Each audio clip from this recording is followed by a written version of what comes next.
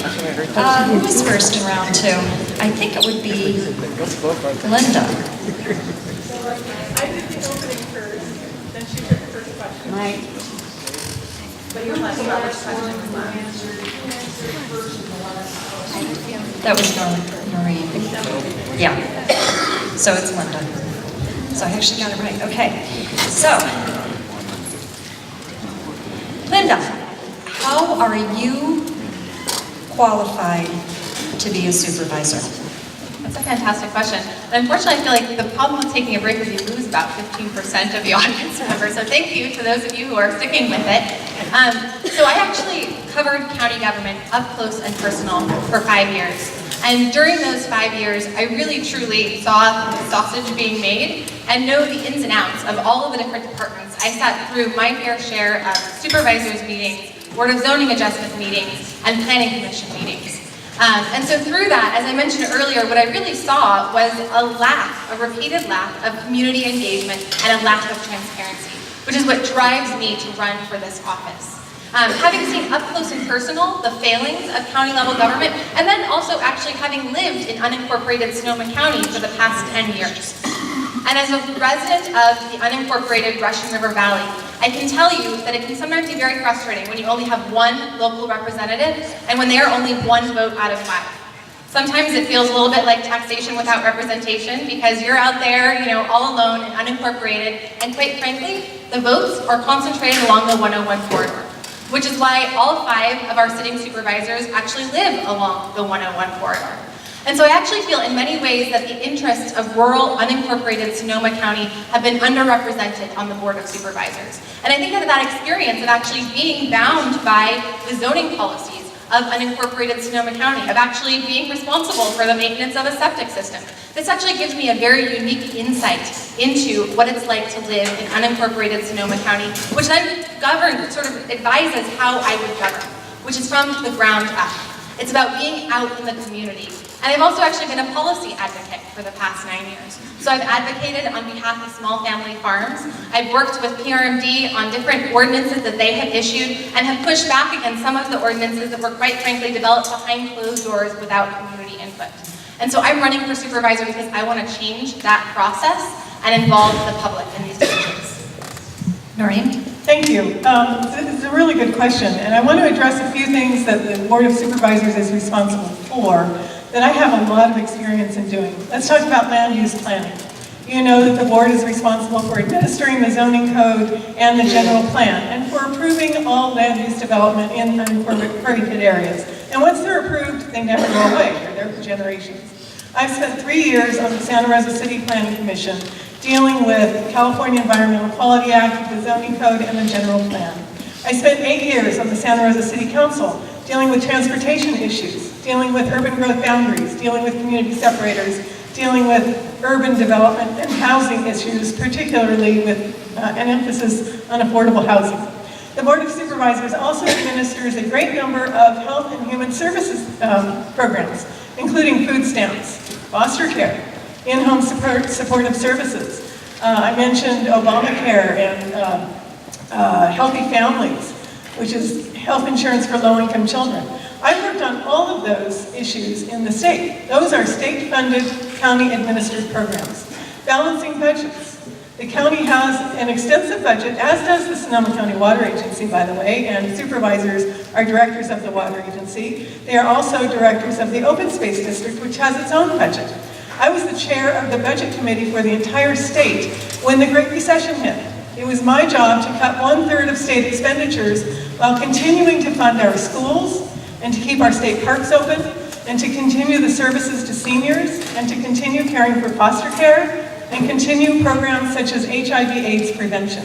So I've done all of that from a state and a local level. Groundwater management is a big issue coming up for Sonoma County. I supported the Sustainable Groundwater Management Act in the state. This is something I told the counties they've got to do. And so now I am prepared to go and actually do it. It's very complicated.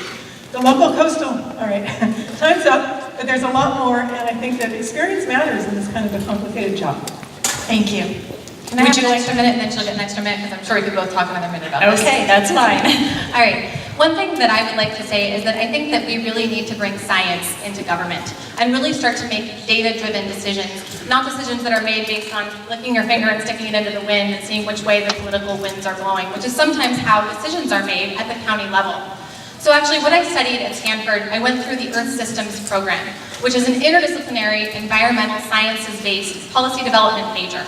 It's basically, how do you look at any given problem through a scientific lens and utilize data and bring stakeholders together to develop effective policy. My undergraduate degree was through the oceans track of the program, which means that I studied coastal and also actually riparian ecosystems. So I'm very well equipped to make data-driven decisions about our Russian River and protecting our Sonoma County coastline. My master's degree, as I mentioned, was in land use policy with an emphasis in transit. So I'm very, very passionate about intelligent, sort of smart development. We cannot pave over our open space. We must protect our coast. We must protect our agricultural lands. So it needs to happen in the cities, and it needs to happen in ways that make sense for transit. Thank you. Noreen? So my experience in these areas is not academic, it's practical. And I want to talk about the coastal zone. As I mentioned before, the Coastal Commission is not doing its job. And the coastal zone is a very fragile ecosystem. And I appreciate Linda's understanding of that from a scientific point of view. But the fact is that we're dealing here in politics. We're dealing here with a board of 5 people who don't all share the same interests. And I have spent years having to find consensus around very difficult problems, very sensitive problems, and figuring out how to implement those. So those are the kinds of things that I will be able to do when we talk about the local coastal plan and how it ought to accommodate a variety of uses and a variety of interests and a variety of needs. The same thing with groundwater, because there's a whole lot of demands on our groundwater system as well as our surface water system, agricultural, commercial, tourism, and residential. So how are we going to manage that and somehow balance everybody's needs? Well, it requires a lot of experience, a lot of talking, a lot of consensus building. And obviously more time, sorry. Okay, we have a couple more questions, quite a few actually. So, Noreen, we're going to start with you. This is something that Linda brought up, and it kind of cued me to a question. What would you do to increase community engagement and transparency?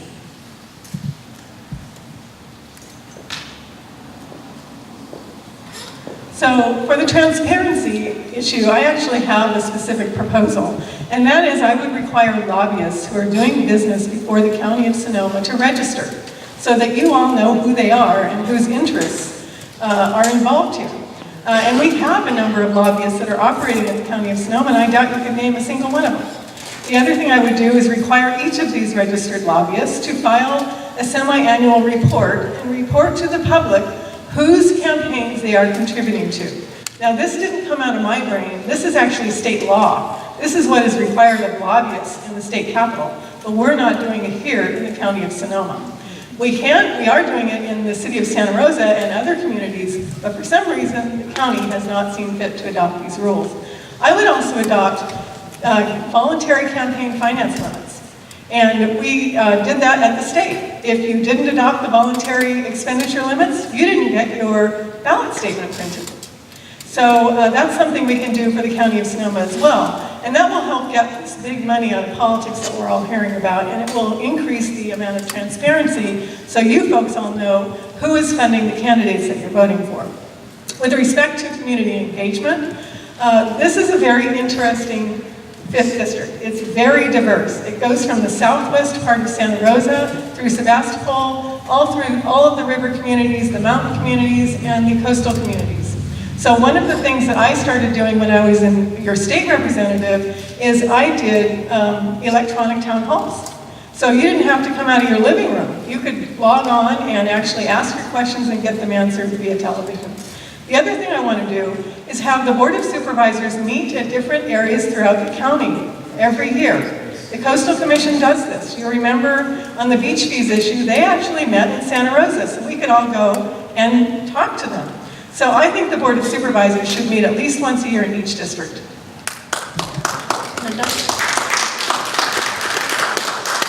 So I have a similar parallel proposal for campaign finance reform. I very much support campaign finance reform, but I would actually propose the creation of an ethics committee. This is what San Francisco has, actually, to oversee local elections.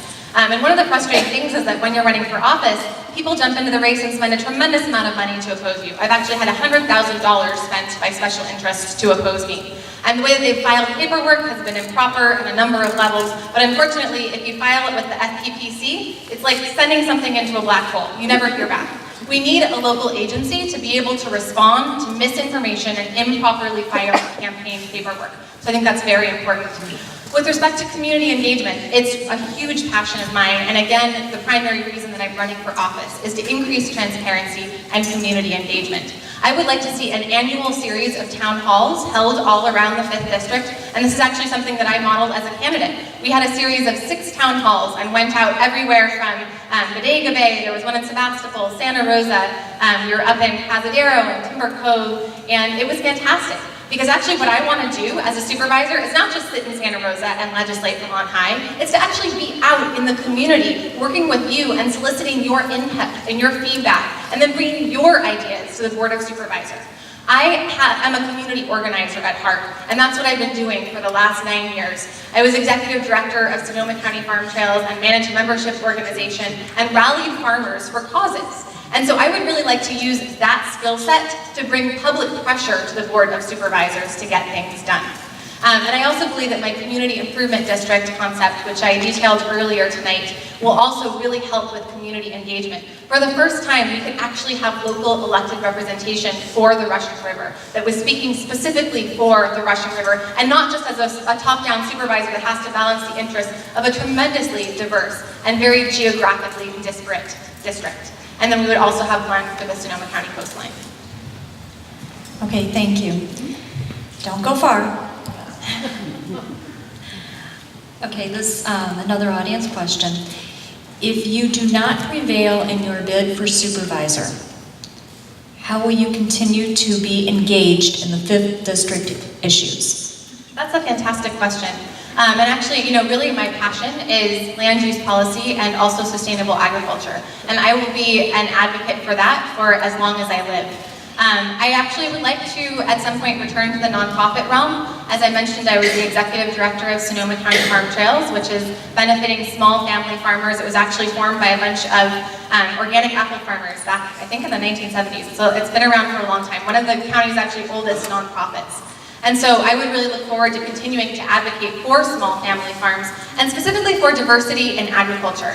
Because I think that we've all seen the conversion of our Sonoma County landscape into a monoculture, which is vineyard. And I am one of the few people, actually one of the 1% of people who grow organic food in Sonoma County. There are only 1% of the land in Sonoma County, the agricultural land, is actually growing vegetables for you. And so I'm part of that statistic. I am very passionate about not only developing a more diversified agricultural landscape, but also making food affordable. So I'm also on the board of Farm to Pantry, which tries to get excess produce from local farms into food pantries. Because in my mind, if it's just me selling only to people who can afford to buy my produce at the farmer's market, I'm not doing my job as a farmer. Because my goal as a farmer is to feed everyone in the community, including people who can't afford food, which is why we actually work with Farm to Pantry to contribute thousands of pounds of produce to our local food pantries every year. So I think it's I'm a big passionate person about the triple bottom line, which means that you are sustainable environmentally, economically, and socially. So I want to hit those 3 markers in whatever I do, whether it's running a nonprofit, whether it's running my farm, or whether it's running this county, because we cannot have one without the other. We can't have environment without economy or economy without environment. And we need social justice in this county and in this community. Thank you. Noreen? So I serve as a member of the Board of Directors of Greenbelt Alliance. And for those of you who don't know what Greenbelt Alliance is, it's an alliance of people representing all of the 9 Bay Area counties.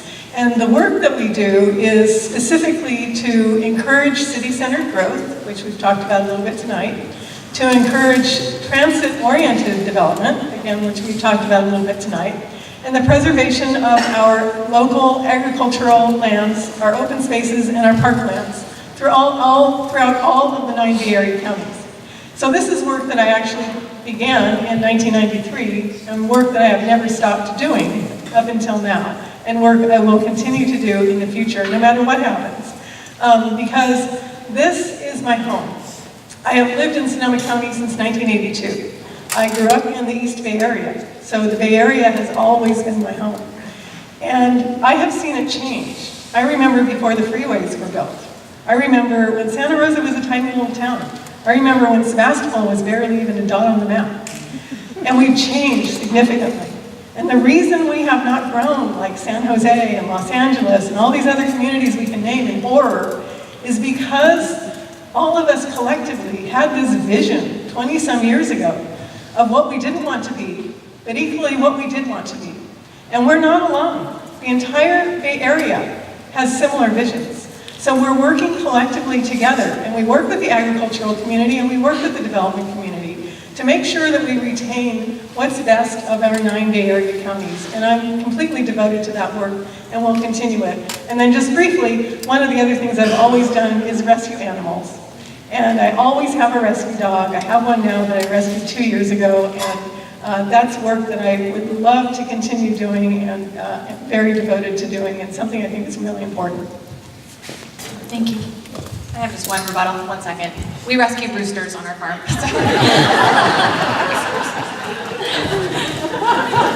Duly noted. Thank you. Okay, so following up on something that was said before the break, and Noreen, we're starting with you. What would you do to address the homelessness issue? Yeah, as I mentioned before, we have a housing crisis in our community. And I would say that from homeless to affordable housing to workforce housing. And I hope we're going to talk about workforce housing a little later on, because I actually have a proposal as to how we can start building that. But homeless, I don't know if you saw, but the governor signed a new state law. It's called Housing First. That means that our communities are now mandated to provide housing for the homeless before we expect them to get off drugs or get off alcohol or do whatever it is they need to do. We have to provide the housing first, because studies have always shown that that is the only effective way of dealing with these other problems. So we need to have emergency shelters. Sonoma County needs to declare a homeless emergency, which for the life of me, I can't figure out why they haven't done this. Los Angeles County has already done it. Other counties around the state have already done it. The city of Santa Rosa has done it. What it does is it allows the county to open up its facilities to emergency sleeping. We have people sleeping all over the county. It's not that the homeless are going to go away if we ignore them. They're here, and it's a humanitarian crisis, and we're responsible for solving this. So that's the first thing we need to do. It also allows the county to access more federal and state dollars to provide emergency shelters. So we need to have places where people can camp, places, tiny homes where they can have transitional housing. We need to provide the mental health services and the alcohol and drug abuse services that they all need, the veteran services that they need. We need places where they can do their laundry, places where they can cook some food, places where they can take a shower. And then we need transitional housing, which is housing that people will live in temporarily while they're getting a job and while they're looking for this non-existent permanent housing that our community needs to build. We need to build affordable housing, and we need to build workforce housing as well as homeless shelters. Thank you. Homelessness is absolutely a humanitarian crisis, and it is also actually an environmental crisis. We have a tremendous number of people who are currently encamped along the Russian River, and because they don't have access to toilets and trash facilities, there is trash accumulating along the banks of the Russian River, and they are urinating and defecating straight into the Russian River because they don't have any alternatives. There's actually a woman who has a teenage son at Laguna High School and a 9-year-old daughter at Gurnville Elementary School, and she's currently pregnant, and she is encamped along the Russian River and living out of tents with her kids. I actually just heard from a constituent who lives next to Regal Park, and her shed just burned down because a homeless person started a fire to try and keep warm there, and it wound up catching and then causing her outbuilding to burn down. Luckily, the fire department responded quickly enough to where she didn't lose her home. These are stories that I hear over and over again, and it absolutely breaks my heart, and we need to take urgent action. I think it's a great idea to declare a state of homelessness, declare a state of emergency, but I also think that we need to actually form emergency camping grounds for these people. Because right now, the services actually can't find them. They are located just completely disparately, scattered along the Russian River corridor, and they're picked out from one place to the next. They're chased out and they're chased out. And we do actually have nonprofits who provide medical care to these people, who want to bring them mental health services, but they literally can't keep track of them. So if we at least establish safe camping grounds, which are not a permanent solution. I do not want to see people living in tents in perpetuity, but at least it provides them with a stability, and we can start to bring them social services, we can start to bring them health care, and then what we can do is we can look at existing county-owned buildings. The county owns a number of buildings that could be repurposed to single-room occupancy. This is what Akash Kalia, a 20-something young man, private entrepreneur, converted his parents' motel into a homeless shelter. And if that kind of a human being can do it, it took one guy, what are we doing with the county with 4,000 employees and millions of dollars of resources? We need to step up and do the same thing. Thank you. And let me remind the audience, please, while I encourage and appreciate your applause for the candidates, it's kind of distracting and it makes it hard for me to hear. So I appreciate it if you would not. Okay, so Linda. Why should a candidate sign or not sign a pledge to obtain support from a group? This is a fantastic question, and I am actually very adamant about not signing pledges. I wrote one pledge, you can actually find it on my website and on my Facebook page, that I made, and I made it to every single voter in the 5th District and every single resident of Sonoma County. And it essentially says, I'll paraphrase, that I will represent you. I will not represent the people who endorsed me or who contributed to my campaign. I will represent the best interests of our community. And by the way, this is the only pledge that I will sign. And then I signed it. So actually, I was approached by a number of organizations who asked me to sign a pledge. To me, that's the precise definition of a quid pro quo. If someone says, I'm not going to give you this unless you give me that, then to me, that's a quid pro quo. And I don't engage in any kind of quid pro quo behavior. So actually these organizations, whose pledges I did not sign, chose to spend $100,000 against me so far. It was about $82,000, $83,000 in the primary, and so far $17,000 of negative, misinformative attack ads that have been all over the radio, and even all over Pandora, for those of you who listen to Pandora, have been spent. And so I will say that these organizations do not take kindly to independence. I think it's tremendously important as a candidate to maintain independence and to not sign pledges. And that's why I've only signed one pledge that I actually made public. Thank you, Noreen. It is a sad but true fact that politicians will say what they want you to hear in order to get elected. And I have actually seen politicians make promises, specifically to labor unions locally, to get elected. And then once they're elected, back away entirely. We had this problem in the city of Santa Rosa. A former mayor got elected by promising to support a project labor agreement. She got elected. The project labor agreement came to us. We had a 3-3 split. She was the deciding vote, and she voted no. So, unfortunately, some labor unions think it necessary to ask that their candidates they support to make a promise that they will actually support some of their issues.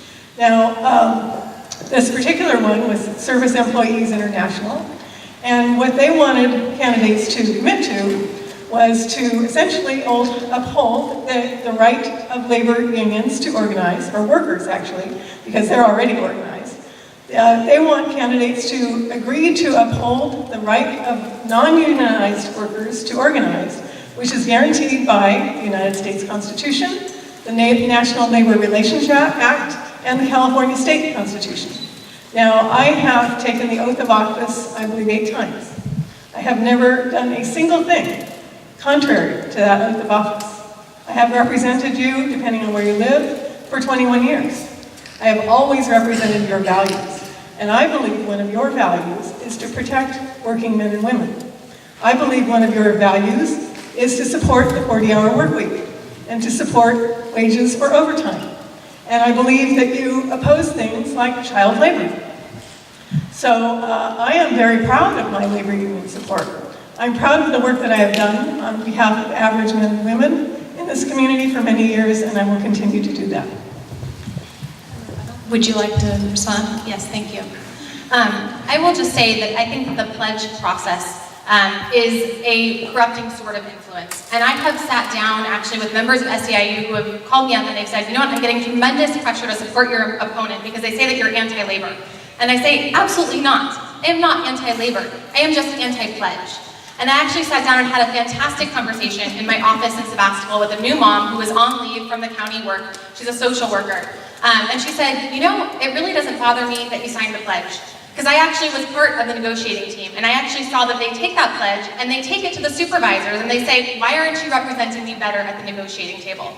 I don't want anyone holding anything over my head when I sit down at the negotiating table, because I am not only looking for the best interests of the county employees, who of course I care about, and who of course do the tremendously important work that the county does, but I'm also looking out for the 99% of you who pay taxes and who want services from those county employees. And so if there is a conflict of interest, I want to be sure that I am representing the taxpayers. Thank you. Noreen? Yeah, thank you. This is the third time Linda's called me corrupt. You called me corrupt. You just did, and you called me corrupt at 2 other forums. And as I stated in my opening statement, I don't believe there's any place for this kind of dialogue in this campaign. I think we need to remain civil and not call each other names. And I will say again, I support the issues of working men and women. I always have, and I always will.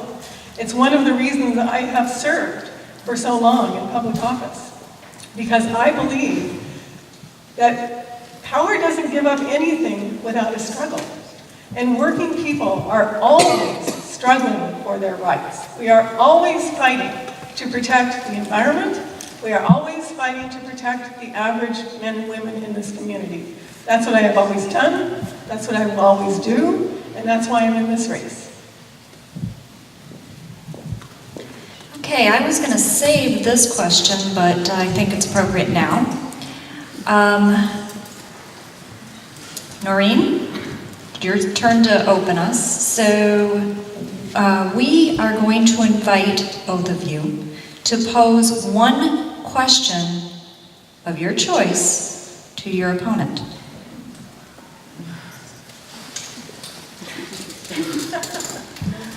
There's so many. Only get one, and only 2 minutes. And only 2 minutes. Okay, well, you started out this, the first question was, what do you appreciate about your opponent? And I really don't want to do anything or say anything or put anybody on the spot.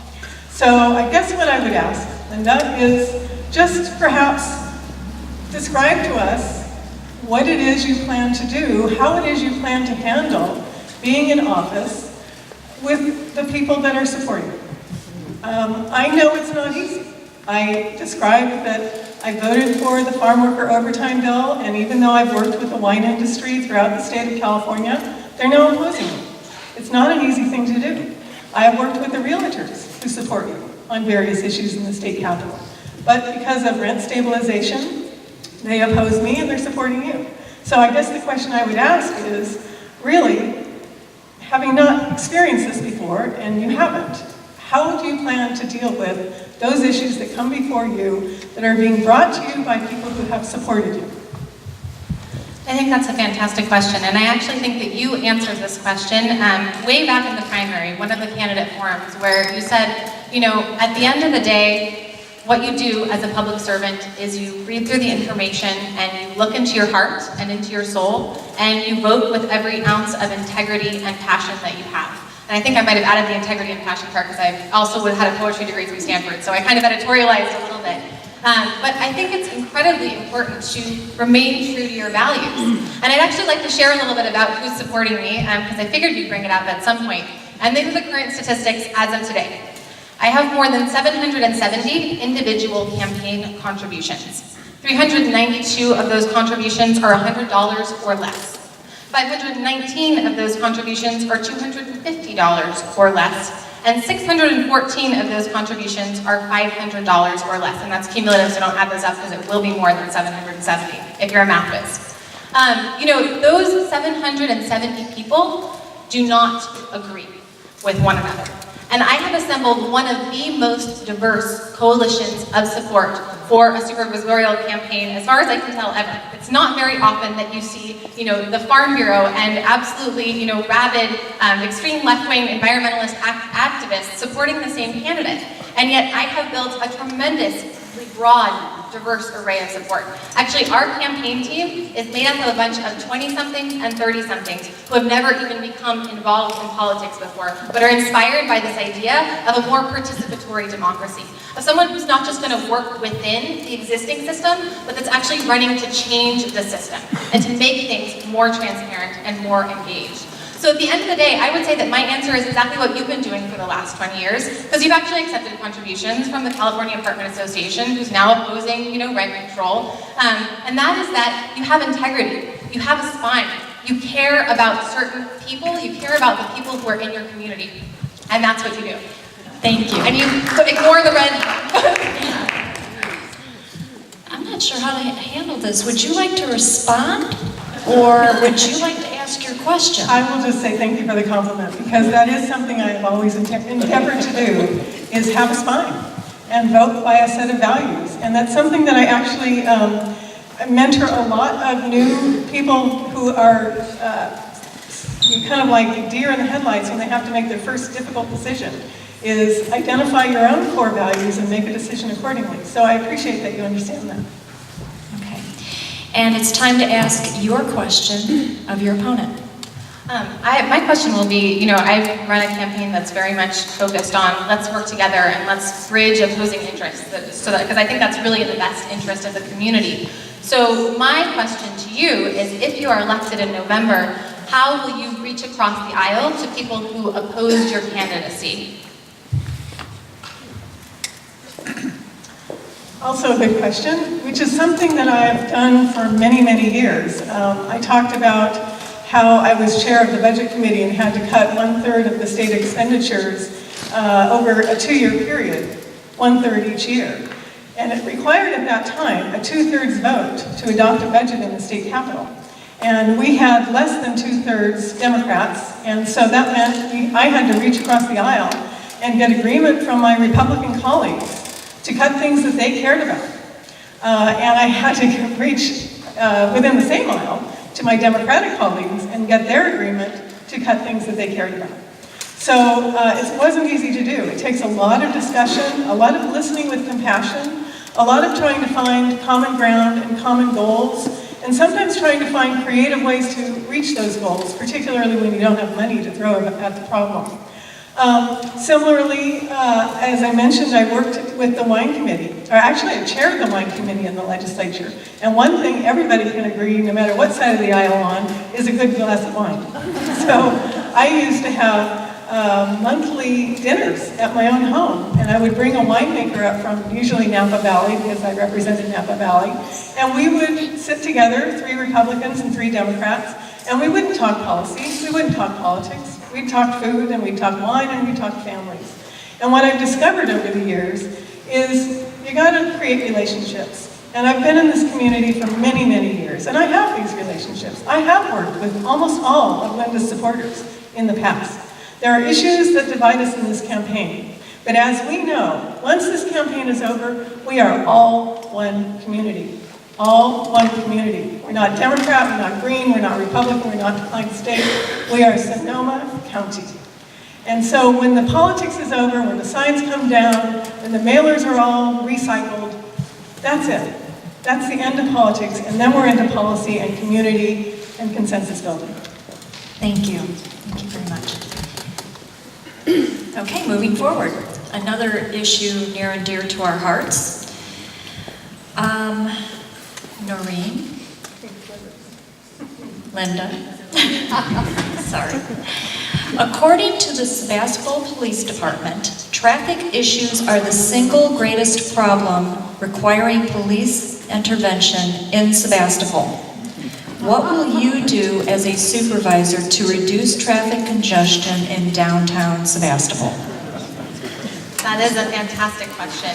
I think that one of the biggest problems we have actually with respect to traffic is the lack of affordable housing throughout West County. And so we actually have people who, unfortunately Sebastopol, right, is at the nexus of Highway 12 and 116. And so people use it as a thoroughfare, and it's particularly a thoroughfare coming from, Santa Rosa or even sometimes Lake County out to the coast.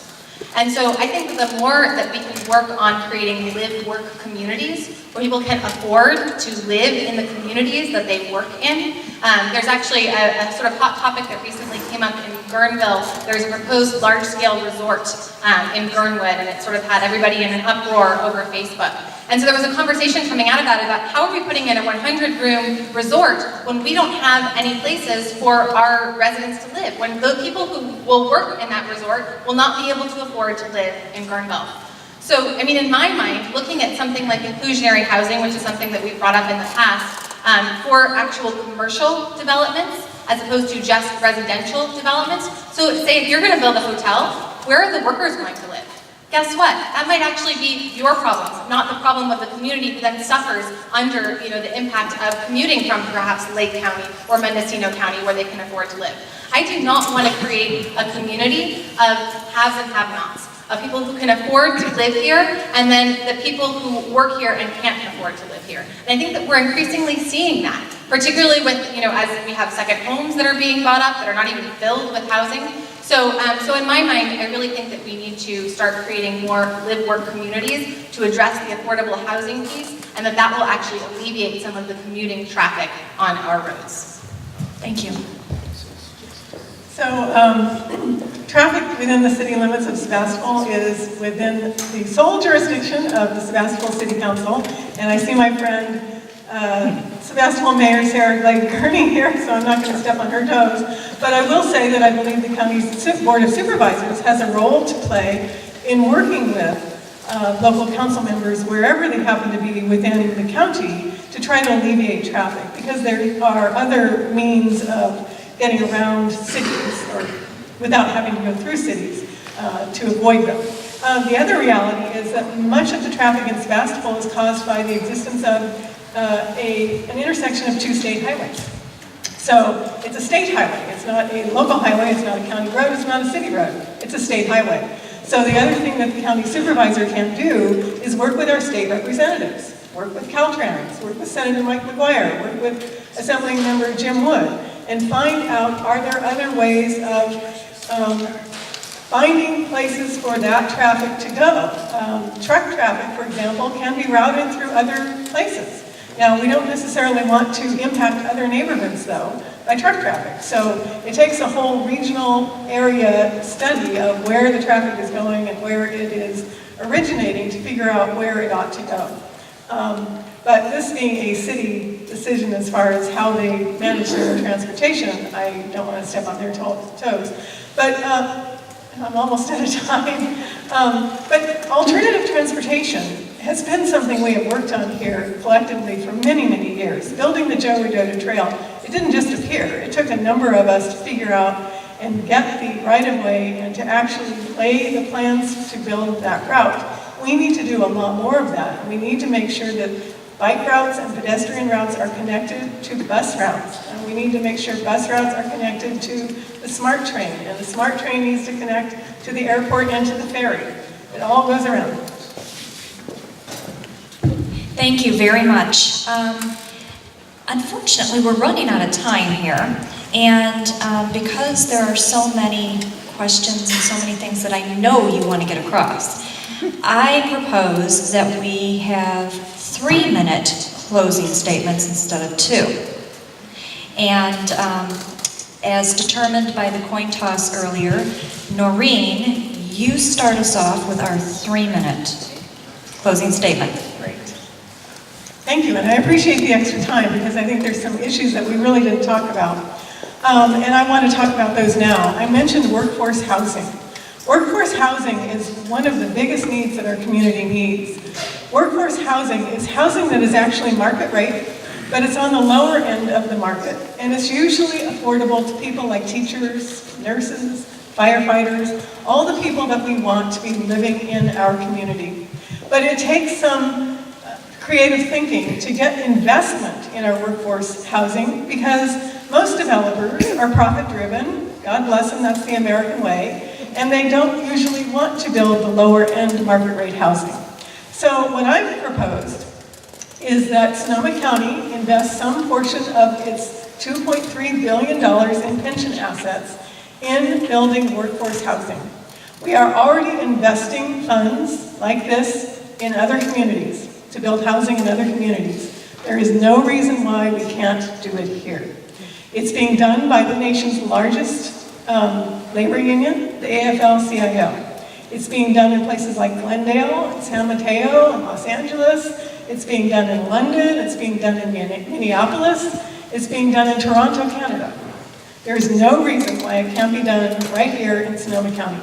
So we can make those pension assets that are taxpayer money work for taxpayers to build housing that is affordable to the county's employees whose pensions they are. It works for everybody, and it works.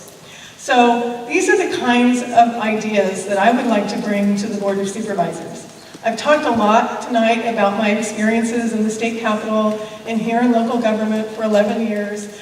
And it's that kind of experience and that kind of leadership that I will bring to the Board of Supervisors. And it's been a great honor and a great privilege to be able to represent you for all these years and to represent what I consider to be West County values.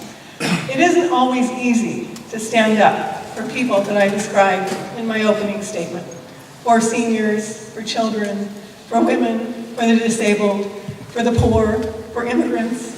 It's not always easy because there's a power structure here. You all know it. And that power structure doesn't include the interests of those folks. So it's not an easy thing to do. But I always felt assured, every time, whether I was in local government or at the state, I knew people in the West County supported what I did. And that gave me the strength to make the decisions that were tough. That gave me the strength to stare down Arnold Schwarzenegger and say, no, we're not going to do offshore drilling off our coast. No, we're not going to close down things like in-home supportive services. No, we're not going to stop giving food stamps during the Great Recession. And I'm asking you now to do me the honor of allowing me to represent you once more at the Board of Supervisors.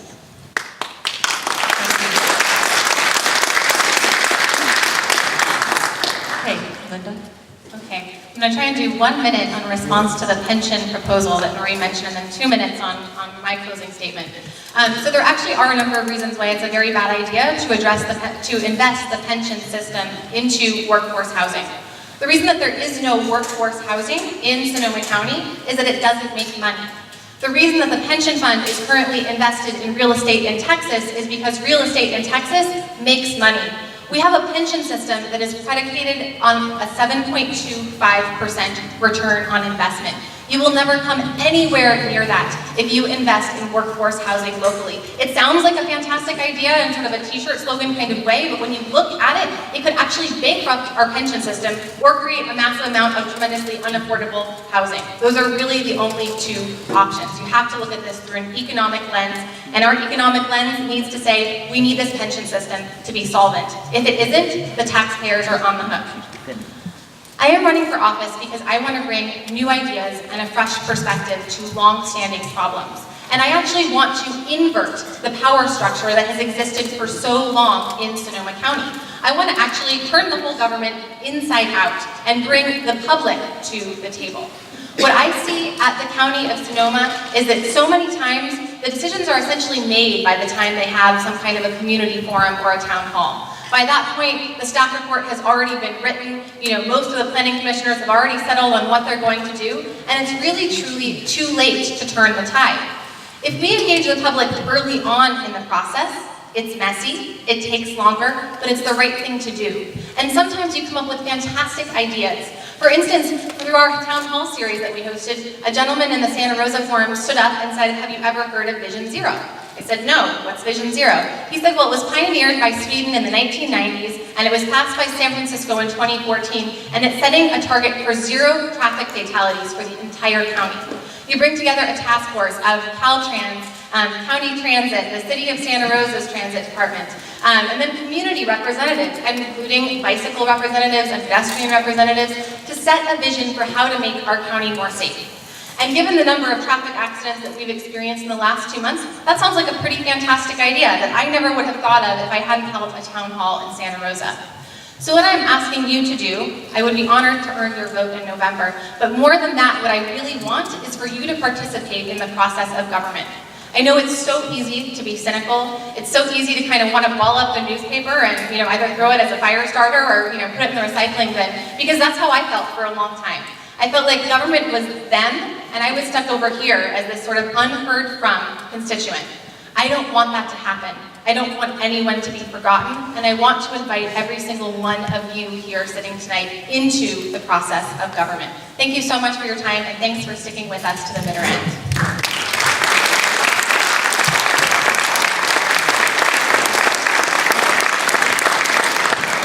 We're going to give you half an hour, 20 minutes to speak with the candidates when we finish, if you like.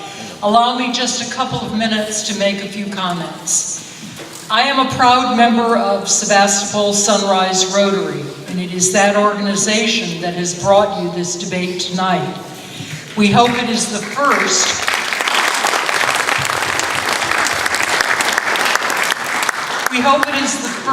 in a series of forums where we bring to you information and informed speakers about issues that are important to our community. So let me thank a couple of people. First and foremost, our candidates, Linda Hopkins, Noreen Evans, for coming.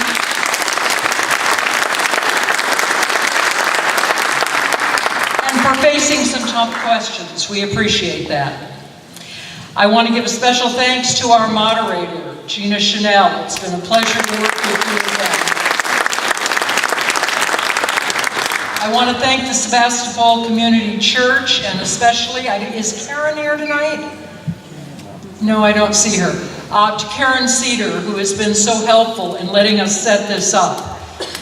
Above all, I want to thank the members of the PR committee at Sebastopol Sunrise, who did a lot of work to put this together. PJ Larity, Pam Davis, Nick Randall, Bill Sauber, Brian Bauer, Linda Sinkay, and Gail Thomas. Thank you all for what you did. Two more quick things. No, I'm not done yet. And a big thank you to Judy Rice for all of her hard work.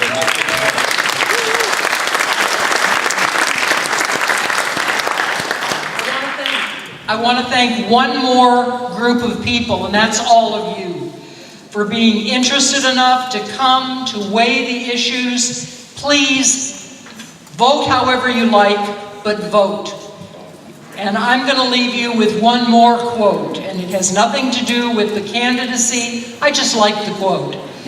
It's from Hillary Clinton, and it says, "What we have to do is find a way to celebrate our diversity and debate our differences without fracturing our communities." Thank you and good night.